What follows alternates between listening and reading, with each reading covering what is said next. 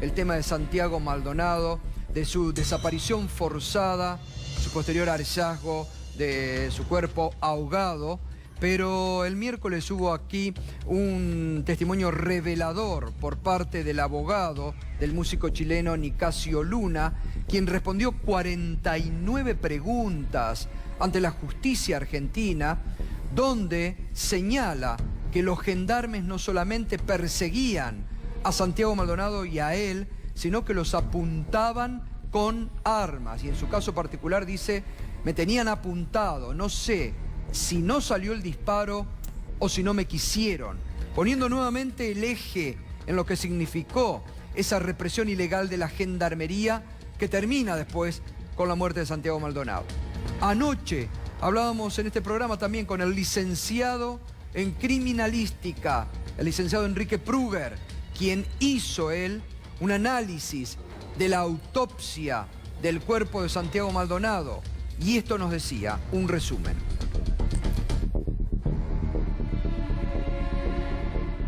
Yo tuve a disposición el informe de 104 páginas de la autopsia realizada por los 28 peritos que firman la autopsia.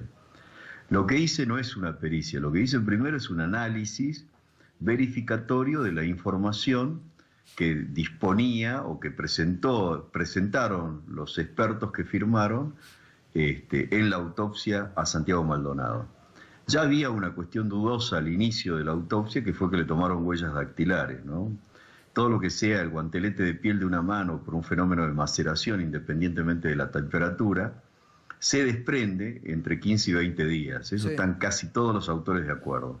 A foja 54 de la pericia, la palinóloga, que es una doctora en biología del CONICET, no me acuerdo el nombre en este momento, pero consta en la autopsia, expresa, y esto es casi textual, bajo ningún concepto, dice, el polen puede mantenerse en las prendas, más si es sintética como el pantalón que tenía puesto Santiago Maldonado, más de 20 a 30 días en un medio como el agua del río Chubut.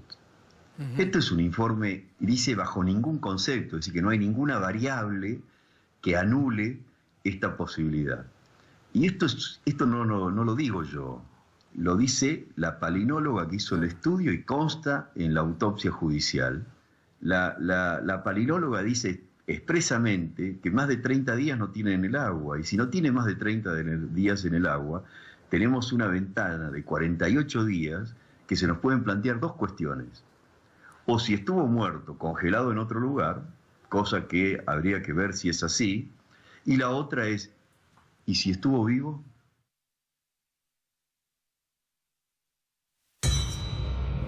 No. Estamos en comunicación ahora, nos vamos al sur con Sebastián Premisi. Él es periodista, él fue uno de los primeros también en seguir, tuvimos varias veces el testimonio, el caso Santiago Maldonado. Está a punto de sacar, se ha sacado un libro con muchas cuestiones que no se conocen y que lo titula Santiago Maldonado, un crimen de Estado. Sebastián, buenas noches, ¿cómo estás? Buenas noches, Gato, ¿cómo andás? ¿Por qué afirmás en la tapa ya de tu libro, así muy fuerte, un crimen de Estado? Porque hubo una planificación previa para reprimir dentro de la Pulov. Lo que fue la represión ilegal fue una construcción. Desde el día 31 de julio sabíamos que Nocetti había estado en Bariloche y desde ahí salieron las órdenes para reprimir ese 1 de agosto. Ellos liberaron la ruta a las 3 de la mañana y así todo estuvieron esperando un momento de choque con los integrantes de la Pulov para poder reprimir. Yo lo que hice fue rastrear en el expediente y rastrear en los archivos de inteligencia de Gendarmería, que fueron también anexados a la causa de desaparición forzada, cómo la propia Gendarmería reconoce que a las 11 de la mañana de ese 1 de agosto la ruta estaba totalmente liberada. Y ellos generaron un hecho que fue seguir un auto que había salido de la Pulov, y en el momento en que sale ese auto empieza un seguimiento de la Gendarmería adrede a ese auto, y ahí es cuando se produce el primer choque con la comunidad y empieza la represión. A partir de ahí empieza un avance que tiene dos momentos, hasta entre las 11 y 20 de la mañana de ese 1 de agosto hasta las 11 y 32 12 minutos, donde la gendarmería empezó a disparar dentro del territorio, ingresó al territorio y hay imágenes de gendarmes dentro de la PLOF reprimiendo cuando no había nadie en la ruta, hasta que empieza la corrida fatal de Santiago Maldonado, Lucas Pilquimán, también Nicasio Luna Arriata, hacia el río Chubut. Bueno, ahí esta semana nosotros estuvimos conversando justamente con el abogado de Nicasio Luna, donde Nicasio Luna ratifica, reitera nuevamente esta persecución de la que vos das cuenta. Dice, nos apuntaron en un momento, el arma o no quisieron dispararnos o no salió. Sobre ese hecho, la justicia, los gendarmes que estuvieron a la vera del río, y Nicasio Luna ratifica que Santiago Maldonado fue aprehendido por los gendarmes.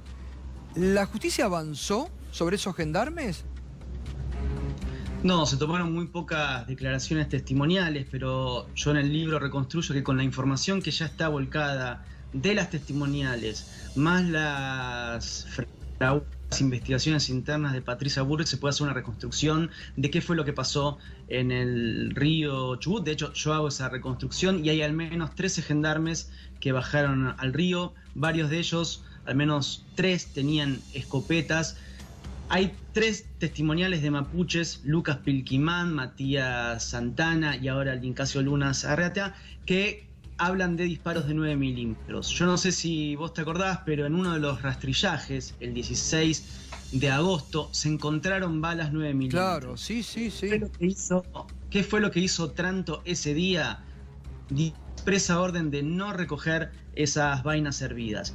En ese rastrillaje estaba Gonzalo Cané, que es el gran prestidigitador de toda esta causa, es el que le marcó el guión al juez Otranto, fue el gran interventor de Patricia Bullrich en todo el expediente. Otranto dio la orden de no levantar esas vainas. ¿Por qué? Bueno, ese mismo día, ese 16 de agosto, Bullrich instalaba desde el Senado la idea de que Santiago Maldonado era un terrorista de la RAM. Es decir, si encontraban balas 9 milímetros a la vera del río, se les caía la estrategia de vincularlo a Santiago Maldonado con la RAM. Eso es parte del montaje o del encubrimiento esbozado por el gobierno nacional hacia los gendarmes. Pero déjame decirte algo, está muy bien identificado quién es el gendarme, por lo menos yo pude identificar quién es el gendarme que le apunta a Nicasio.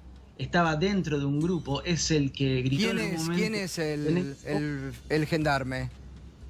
Se llama Juan Peloso, es el que estaba dentro de uno de los grupos, estaba con otro gendarme que se llama Vera de apellido, que es el que intentó meterse en el río. Pero lo más importante es que uno puede reconstruir a partir de las contradicciones de los gendarmes, esas contradicciones que Bullrich dijo que no existían, pero que existen, por dónde corrió Santiago Maldonado y quiénes fueron, lo más importante, quiénes persiguieron a Santiago Maldonado. Y ahí hay 3... perdón por la intromisión. Ahí hay 3. Para demostrar que es en vivo, Para demostrar que es en vivo. Ahí hay 3 gendarmes bien identificados que son los que probablemente tuvieron frente a frente a Santiago Maldonado. Uno es Emanuel Echazú, conocido. Ese Echazú es el de la escopeta y la sangre en el rostro.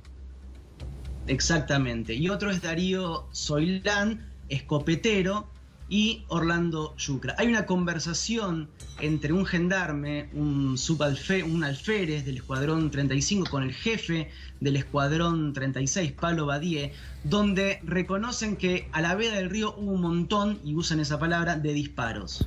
Claro, un montón de... Y por último, Sebastián, tengo que ir cerrando ya. Lo que vos creés que, como dice el licenciado en criminalística Pruger, el cuerpo fue plantado. Yo lo que creo es que Santiago Maldonado pudo haber corrido por el mismo lugar donde fue encontrado. De hecho, Fernando Machado, el defensor oficial, hizo un croquis muy interesante en el expediente donde pone el lugar donde se estacionaron los vehículos y por ahí es por donde corrió Santiago Maldonado. Y si hubo alguna manipulación del cuerpo de Santiago, yo creo que fue ese mismo 1 de agosto, donde ahí pudieron intervenir la gendarmería porque tenían libre disponibilidad que quisieran. Pero lo central es que a Santiago Maldonado, creo yo, y lo reconstruyo en el libro, hay 3 gendarmes mínimamente que lo tuvieron frente a frente y él en el río recibía o le pasaban las balas tanto de escopeta como probablemente también de 9 milímetros. Sebastián, un abrazo, muchas gracias y éxito con este libro revelador que esperemos sea un aporte también para la justicia. Gracias, un abrazo.